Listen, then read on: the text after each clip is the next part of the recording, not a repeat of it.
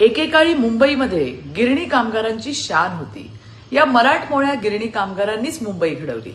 मात्र कालांतराने गिरण्या बंद पडल्या आणि कामगारांचा संघर्ष सुरू झाला. दशकं गेली, पिढ्या गेल्या, न्यायाची वाट बघत संपल्या. 25 वर्ष मुंबई महानगरपालिकेवर सत्ता असून सुद्धा ठाकरेंनी फक्त न्याय देऊ, मुंबईत घर देऊ अशी आश्वासनं दिली. आता कोहिनूर मिलचं उदाहरण घ्या ना. आज तिथे भला मोठा मॉल, बिझनेस पार्क उभा आहे. त्यामागे कोण आहे तुम्हाला माहिती आहेच. मुद्दा हा आहे की कोहिनूर स्क्वेअरमध्ये किती मिल कामगारांना किंवा त्यांच्या लेकरांना काम मिळालं, किती मराठी उद्योजकांसाठी कुठली राखीव जागा होती. आहे का उत्तर? उत्तर नाही असं आहे. आणि दुसरीकडे मूळ मुंबईकर नसलेले देवाभाऊ मात्र गिरणी कामगारांसाठी देवदूत ठरले. गिरणी कामगारांच्या फाईल्स हलवल्या, रखडलेले प्रकल्प प्रोजेक्ट मोडमध्ये आणले. सुमारे 15 ते 20 हजार गिरणी कामगारांना घराचं अलॉटमेंट, त्याच्या चाव्या मिळण्याची प्रक्रिया पुढे नेली.